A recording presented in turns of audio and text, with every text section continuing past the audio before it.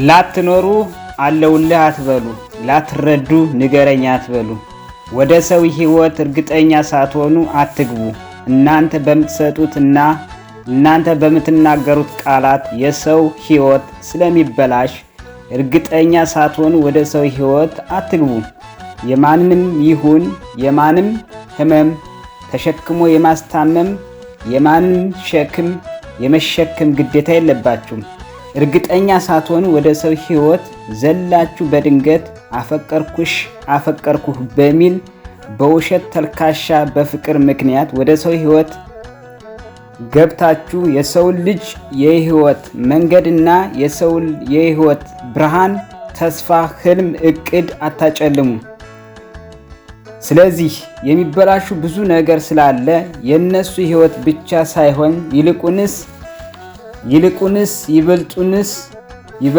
ይበልጡን የናንተ ሕይወት ስለሚበላሽ እርግጠኛ ሳትሆኑ ወደ ሰው ሕይወት አትግቡ። ስለዚህ ለዘላቂታው ለዘላለሙ አብራችሁ በመከባበር በመተሳሰብ በመረዳዳት ቃል ኪዳናችሁንና እምነታችሁን ላትጠብቁ እወድሃለሁ፣ እወድሻለሁ፣ አፈቅርሃለሁ፣ አፈቅርሻለሁ በሚል ተልካሻ የውሸት ፍቅርና መዋደድ ላትኖሩ አለውልህ አትበሉ፣ ላትረዱ ንገረኝ አትበሉ። ወደ ሰው ሕይወት እርግጠኛ ሳትሆኑ አትግቡ። እናንተ በምትሰጡትና እናንተ በምትናገሩት የተስፋ ቃላት ብዙ ሕይወት ስለሚበላሽ እርግጠኛ ሳትሆኑ ወደ ሰው ሕይወት አትግቡ። የማንም ይሁን የማንን ሸክም የማንም ይሁን የማንን ሕመም የማስታመምና ሸክም የመሸከም ግዴታ የለባችሁም። እርግጠኛ ሳትሆኑ ወደ ሰው ሕይወት አትግቡ። ስለዚህ የሚበላሹ የነሱ ሕይወት ብቻ ሳይሆን ይልቁንስ የናንተ ሕይወት ስለሚበላሽ እርግጠኛ ሳትሆኑ ወደ ሰው ሕይወት አትግቡ። ስለዚህ ፈጣሪ የእስራኤል አምላክ የያዕቆብ፣ የይስሐቅ፣ የሳራ፣ የራሔል፣ የሙሴ፣ የአብርሃም አምላክ ቅድስት ድንግል ማርያም ሦስቱ ሥላሴ የላይ አርማጮ የትክል ድንጋይ ከተማ የከረምቢላዋ የባጀና ተራራ የሥላሴ ገዳምና የሹማራ ማርያሚቱ ልቦናና ማስተዋሉን መዋደዱንና ፍቅሩን መቻቻሉን ያድለን ይስጠን። አሜን። አንዳንድ ሰዎች ዝም ብዬ ስታዘብ ስመለከት አብዛኛው ሰው የተዋደደን የተፋቀረን ለማለያየት ለማጣላት ይህ ሰው አይሆንሽም፣ እቺ ሰው አትሆንህም የሚል በማር የተለወሰ መርዛማ ቃል ሰው አያየኝም በማለት ፈጣሪን ሳትፈሩ የሰው ልጅ በመፍራት ነገር ስትሰሩ ለምትውሉ ሰዎች ሰው ባያችሁ ፈጣሪ ግን በደንብ የምትሰሩትን ተንኮል፣ ሸረኝነት፣ ምቀኝነት፣ ተንኮል፣ መተት፣ ድግምት፣ መጥፎ ሐሳብ ያያል። ለፈጣሪ የሚሳነው የለም።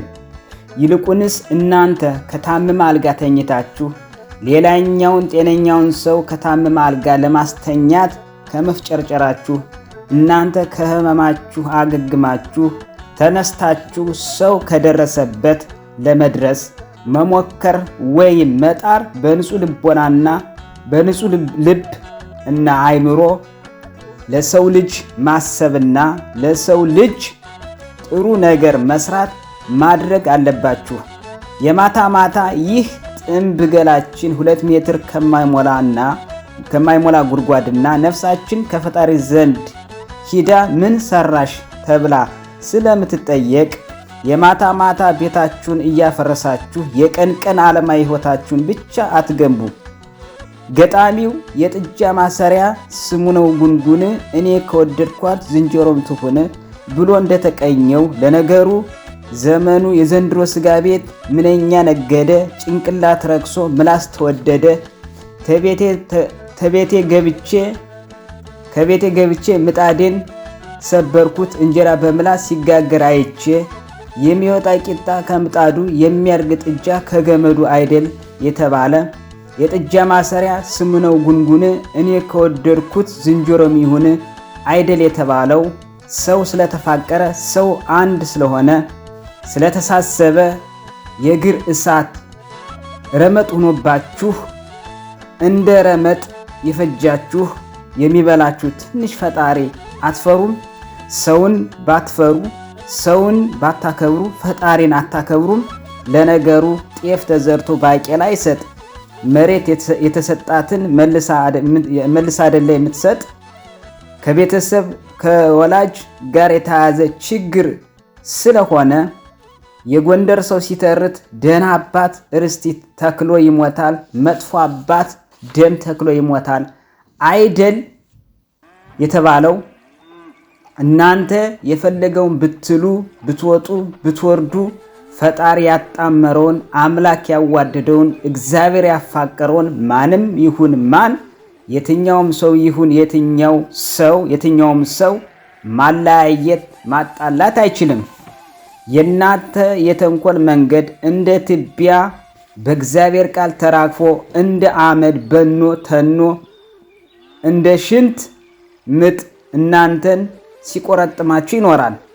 ኮንፊደንስ ካላት በራሳቸው የሚተማመኑ ሰዎችን ከብረት የበለጠ የጠነከሩ ስለሆነ እናንተ እነሱን 99% እናንተ ስለነሱ 99% ስታወሩ ስትበጠረቁ ብትውሉ እነሱ ግን 100% ስለሚፋቀሩ ስለሚከባበሩ ስለሚዋደዱ ቃል ኪዳንና እምነታቸውን ስለሚጠብቁ 100% የመስሚያ ጆሮአቸው ጥጥ ድፍን ነው። ልቦና ይስጣቸው የእስራኤል አምላክ። ይህ ደመራ ሚዲያ ነው። ዳንጊስ ሲምባ ወዳችኋለሁ።